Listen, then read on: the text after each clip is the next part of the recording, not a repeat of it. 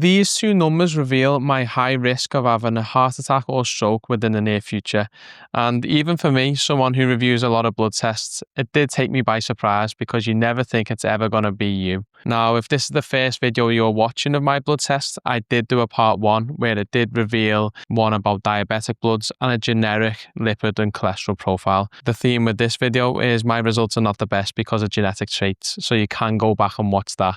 And I do discuss a bit about cholesterol physiology and just a genetic overview to help you understand the basics of cholesterol. But the two results I'm going to discuss today are not routinely offered on the NHS, so not many people are going to be aware of it, and it is more common within the US and Canada. So they are Lp(a) and ApoB, and I'll do my best to allow you to interpret your results and try and discuss it in a friendly manner and give you the best analogies that I can think of on the spot whilst we're going through. So I'm going to start with ApoB. Going back to the first video, we've discussed LDL cholesterol, which is historically known as bad cholesterol. And it was the marker that we used and still use in Europe because it's just what it has been in practice.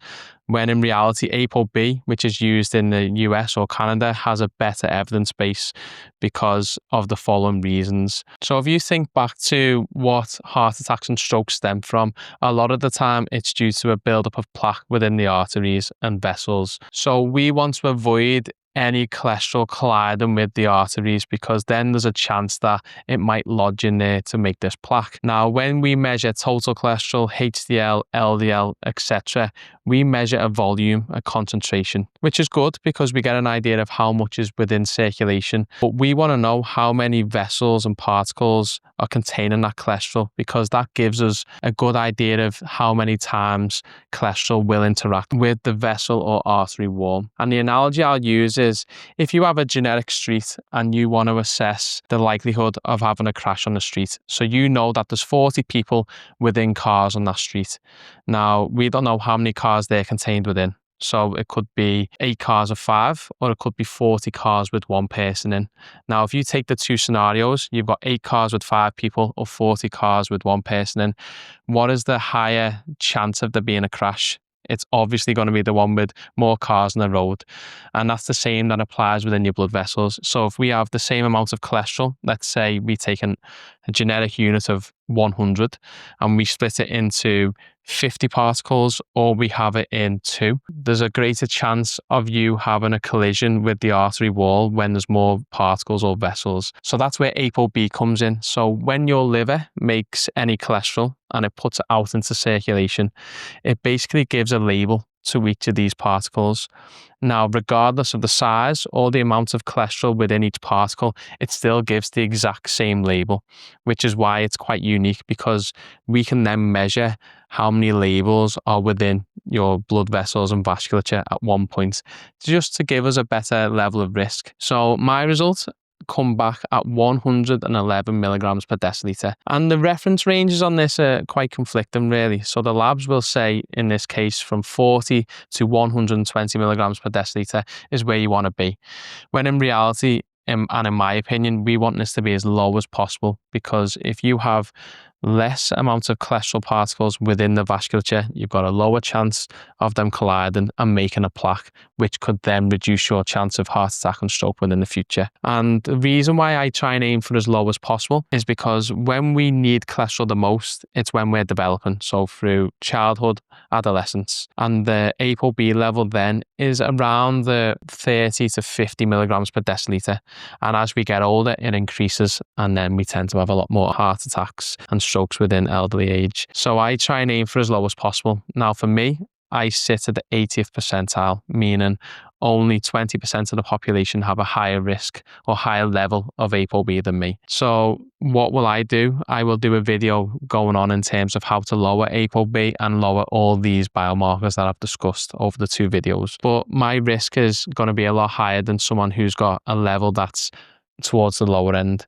And just for a reference range, people would say less than 55 milligrams per deciliter if you are high risk, or less than 70 milligrams per deciliter if you've got no real risk factors present. Now that I've discussed ApoB, the one that's really high for me is Lpa, and you'll have to bear with me for this one. So going back to LDL cholesterol, which is the bad cholesterol, when you make them particles and they come out of the liver, they have an ApoB attached to it, which we just said before, because everyone gets a label. If you have a genetic predisposition to make this gene for Lp(a), some of these little particles will get an extra label. Now, when they get this extra label, it is highly atherogenic, which means it's got a higher risk to cause heart attacks and strokes over a particle that doesn't have this extra label on it. And we know whether a person's making this from the age of 5, because we can do a test, which we offer. But again, like I've said, we don't have it routinely offered unless you are in a highly specialized clinic or within a different country. We are looking for levels of less than 75 nanomoles per litre. And that's where you would consider someone to have a low risk, whereas mine come back at greater than 240 nanomoles per litre,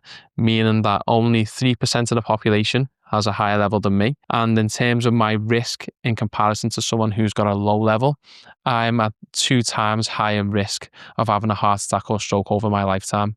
Now, this can further increase and it can go up to 400 nanomoles per litre, which means then you are in the realms of having 3 to 4 times higher risk of a heart attack or stroke over that period of time. The whole point of me bringing this up is that ApoB and Lpa are 2 blood tests that are not routinely offered, and even when you are going through specialized clinics, it is still very rarely offered at this point. I've discussed it before. Some people may not want to know, but in terms of how we counteract the risk that are presented by these 2 blood results. Now, ApoB, as a general overview, if you lower your carbohydrate intake and you lower saturated fat, that will have a good effect on ApoB. Whereas Lp(a) doesn't really react to a lot of the lifestyle changes that you would implement, such as increasing activity and lowering the dietary things that I've just said then. And the best medication that we have can only reduce it by 30%, which in some studies is showing that this is not enough to convey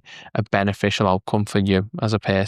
But that doesn't mean you should neglect it. It means that you should look at all other aspects of your cardiovascular risk and health profile in general, lower those risk factors to then mitigate or offset the high risk predisposed by this genetic trait. So in my case, with having this high genetic trait, which I was happy with in the sense that I could see why we've had so many heart attacks in the family before the age of 50. Some, I believe, as young as 26. But then I was upset in the sense that there's not much I can do in this day and age. There are medications coming out in the near future, which have got promising outcomes, but at this moment in time, there's not much I can do apart from address all the other risk factors, which are high blood pressure, physical activity, weight, body fat percentage. I've got my blood sugars, and then a generic cholesterol profile. If I can address all them factors, they will then hopefully offset this as much as possible. But if you were to get a test and your Lp(a) was low, it doesn't mean that you neglect all the other ones. In my opinion, you should be trying to drive all the risk factors as low as possible, because it is the biggest killer of men and women globally, over 19 million deaths. And we actually know the disease progress and process with heart attacks and strokes, and we know it clearly stems from having high levels of ApoB, high levels of Lp(a), and high levels of LDL cholesterol. So why would you leave them on the table if you can mitigate it in any way, shape or form? This concludes my blood testing for the time being, and it just shows that from the outside I look healthy, and from the inside, I'm not looking so good. There's a lot of people on the planet who are doing a lot better than me biochemically. But the whole point of making this video is to allow people a greater insight into what the blood tests mean, but also how I go about mitigating all these risk factors, and hopefully allow you to do the same if you fall within this bracket. As always, I will put all the links towards the website if you do want to seek further advice, or even just drop me a message and I'll always get back to you on any platform. But if you've got this far, thanks for watching, and I'll see you in the next video.